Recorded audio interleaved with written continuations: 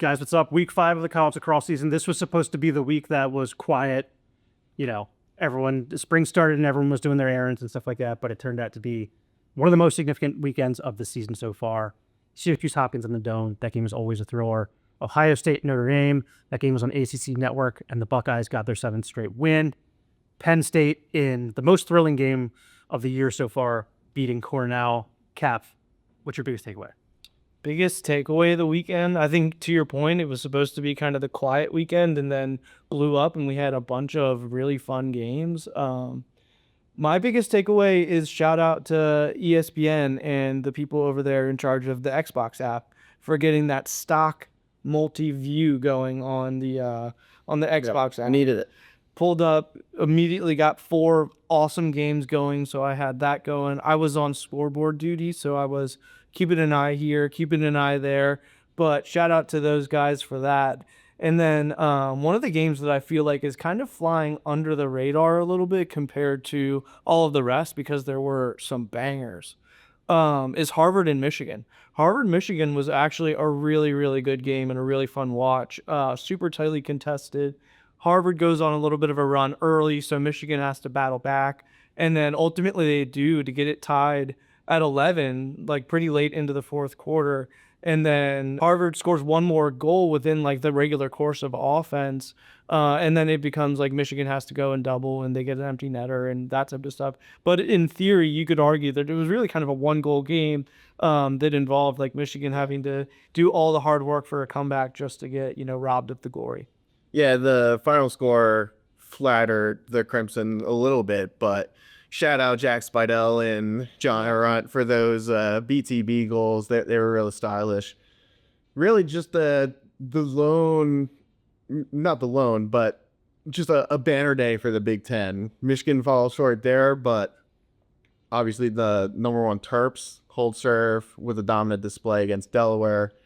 But it's the taking out of the number 2 and number 3 teams. Penn State, just a remarkable comeback to come back by 4 goals in the last under 3 minutes and get that Ethan Long game winner. Didn't really know if it was overtime at first. And then, Ohio State, the big one over the 2-time defending champs, Notre Dame and South Bend. Just when you look at what the Ivy League did with Harvard, Princeton, Yale getting their first win over Denver, that was huge, but also just the Big Ten really showing up. Yeah, and I think when we look at all the preseason stuff, the Big Ten was people were down on the Big Ten. You look at our top 50 players, there's not an offensive player on that list until you get down in like the 30s. So Big Ten maybe has a little bit of chip on their shoulder this year, but I love this Penn State team. They had 3 really good players out, Matt Trainer, Kyle Lehman, Ryan DeRocco. They still found a way to win. There was multiple times when I thought Cornell was going to kind of pull away when they got that Fogo goal, in the 3rd. I was like, all right, this game's over. I think That's when I turned it off. Yeah, I put it in our Slack. Oh, that's the dagger. But they just kept at it. Cornell's got to clean some stuff off. I think for sure there was a little bit of shooting themselves in the foot, but Penn State staying in striking distance. We got to talk about Alex Ross as one of the best defenders in the country. That's about as good of a job as you can do on CJ Kirst. And Kevin Parnham, I've never really heard people talking about him, but man, every game I see that he's like just all over the field. He's making these like kind of weird, gritty plays. He had that force out at the end of the game that got them the ball back to win, to tie the game and send it into overtime. Ethan Long is a guy who he even said he hasn't been getting good shots. He hasn't been getting in good shooting spaces. And then he's there to score the game-winning goal. Yeah. Penn State's only loss is an overtime loss to Princeton. And we've all seen how good Princeton has been. Penn State's, they're not a team that is ever going to wow you with anything fancy. But this is just what they do. They're the perfect team they're always going to hang in there. They're the hang in there team. And then whatever happens in the last few minutes happens. And what's crazy is that typically part of that recipe involves a really good goalie play.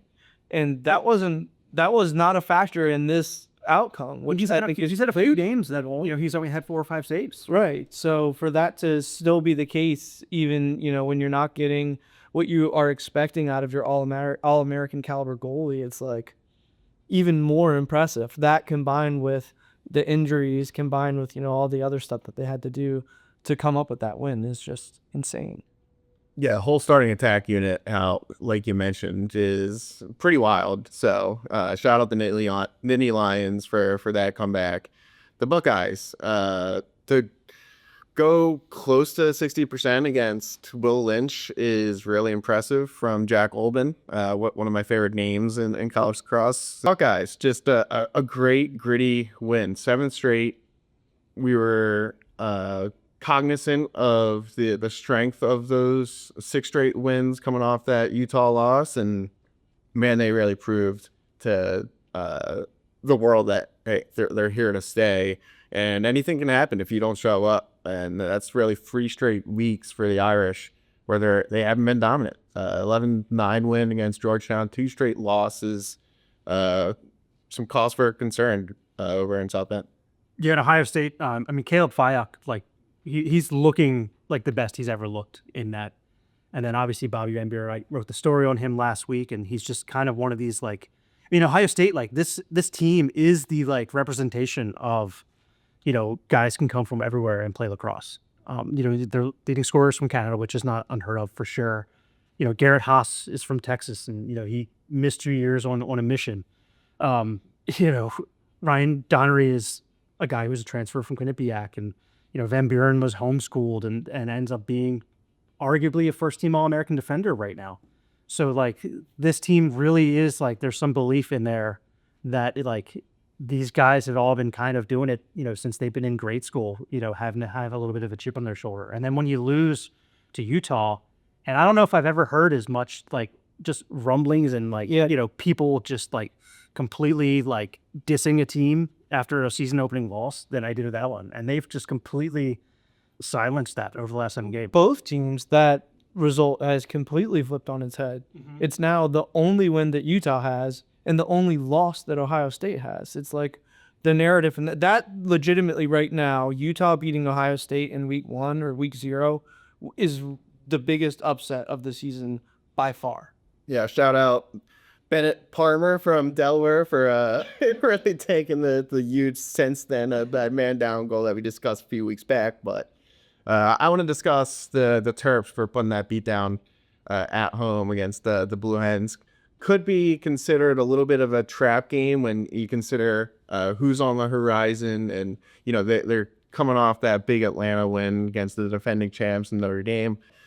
Listen, the Saturday performance, week 5 against Delaware, was the best offensive display I've seen Maryland put on since that 2022 run, when they went undefeated, when all 6 guys were working as a 6-man unit, playing as a string together, the drifting adjacent when the Dodgers speeding downhill down the alley and getting the ball cycled through X. It was very pretty offense to watch throughout. Delaware threw a lot of zone at them, and I think that helped some of easy looks to certain shooters. Eric Spano's career high 4 assists. He's been on a tear, and I think it really bodes well for what's to come with Virginia coming up next. Let me pose something. Can Virginia beat Maryland this weekend? And I'm going to say, yeah. I don't.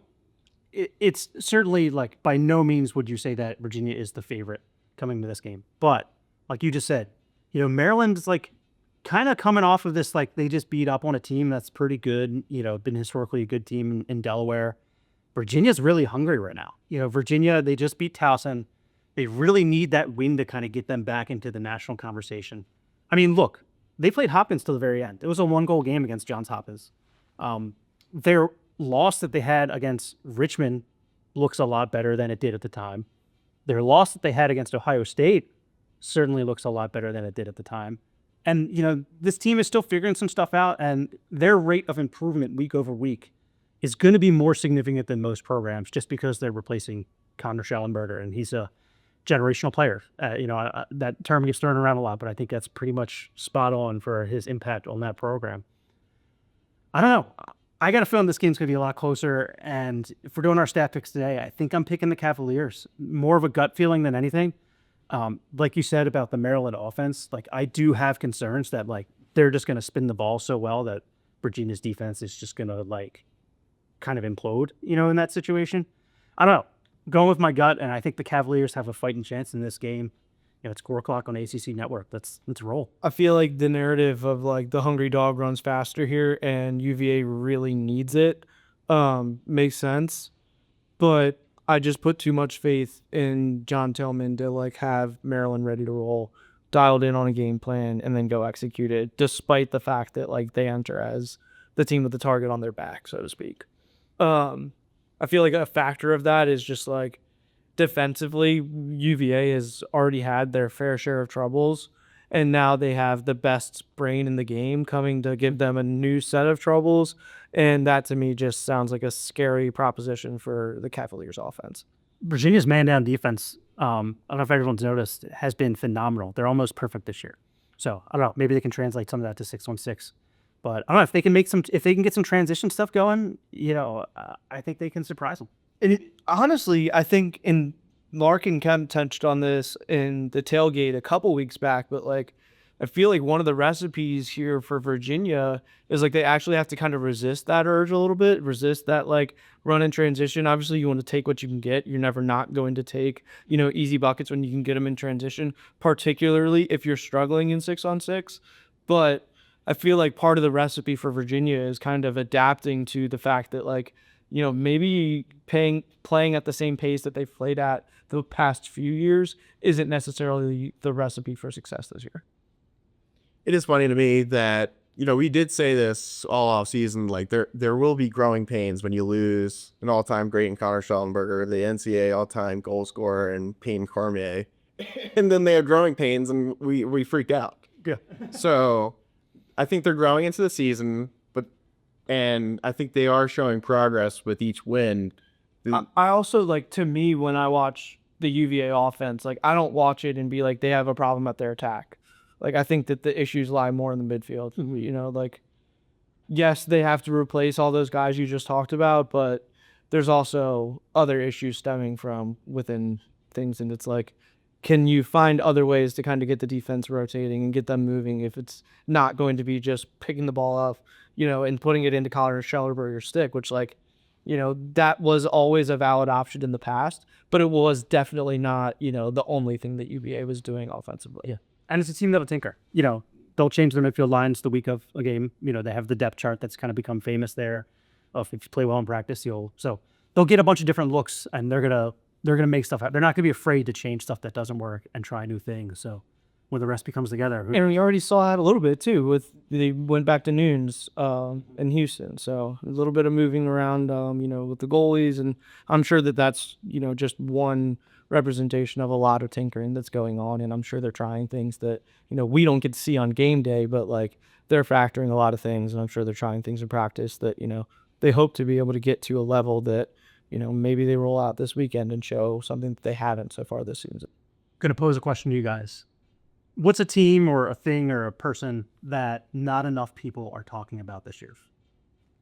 The Fairfield Stags, 7-0, best record to start the season in program history, overcoming that 2012 season when they won their first 6 games. Julian Radicic is legit. Yeah. He's a cause turnover machine. He's kind of that free safety role where he uses that 6'4", 6'5" frame to his advantage and can kind of hawk everywhere and cause some havoc, whether it's in the ride or off the wings of faceoffs. But it's definitely apparent in settled defense. They're playing very well on that end of the field with Eli Adams as the number 1 eraser. Owen Hirsch, the starting goalie, has been very solid. And then you look offensively, Devin Lamfren, the Hill Academy product as freshman, has been a welcome addition. And Keegan Lynch has stepped into that lefty attack slot beautifully with Bryce Ford doing wonders on the first line midfield now at Maryland. Fairfield is legit, and with Delaware kind of rebuilding, Towson looking for answers, they're the team to beat right now in the CAA. Can I answer the opposite question? Which is like a team that's probably too high than they should be and consistently is getting ranked higher than they should. And that's Denver, right?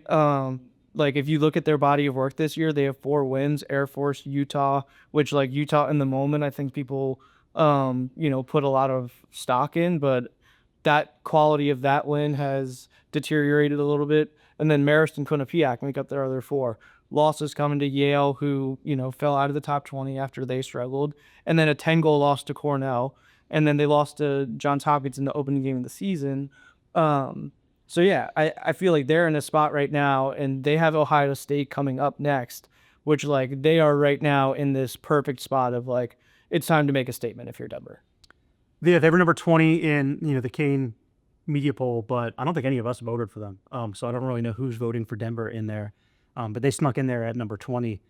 The team that I don't think people are talking about enough is St. Joe's. So they're a team that I put, I think, at number 19 in my voting. Their like defensive efficiency is excellent. They're in the top 5 of defensive efficiency. They were like in that we talk about growing pains and stuff like that. They were the team that graduated a class that just meant so much to this program. They've kind of picked right up. They have 2 losses that came at the beginning of the year. One of them, Richie Lacalandra, was not in the lineup. They've got Ben Dutton, a freshman, who's leading them in scoring. Just their ability to kind of maybe change their identity a little bit. And, with these guys, you would certainly think that with the graduations they had, this would be like they're going to be kind of like a 500 season or whatever. But, they're kind of tearing it up. And I really think that they're going to be, certainly an A10 player to watch against. Them and Richmond obviously are going to be kind of battled for that top spot like it's been the last few years. Another thing, though, this is more of a stat than, I guess, a team, but Lehigh beat Navy on Friday night. Lehigh has beaten Navy 10 times in a row. Well, which, that's crazy. Yeah, it seems like there was a stretch there where, Lehigh was like, consistently ranked and Navy was struggling a little bit. But for 2 teams that have been pretty evenly matched over the course of 10 games, and that includes 3 Patriot League tournament games, it's pretty remarkable that the Mountain Hawks have come out on top every single time. That's the type of trivia question that, like, I watch a lot of lacrosse. I think I know a lot about lacrosse. I wouldn't have got that right. Yeah. Obviously Navy, like, I think a lot of fluky stuff has happened in there. Like, don't get me wrong. Navy basically being down to the 3rd, 4th, and 5th face-off specialist against, a good face-off guy that Lehigh has. But man, Mountain Hawks, they just love Navy. They love Navy Marine Corps. Yeah. All right, guys. What are you excited about for this week? I will watch exactly 0 Division I lacrosse in the next weekend coming up. So this is Super Bowl. I have a very clear what I'm excited for. That's a lot of very high quality high school lacrosse and very high quality D3 lacrosse here at the Cal Robinson Mustang Classic. I'm basically going to be living in Owings Mills for the next 48 hours, for 48 hours starting Friday morning. Love it. Well, a lot of good ones on tap, so I'm fired up. Let's get it.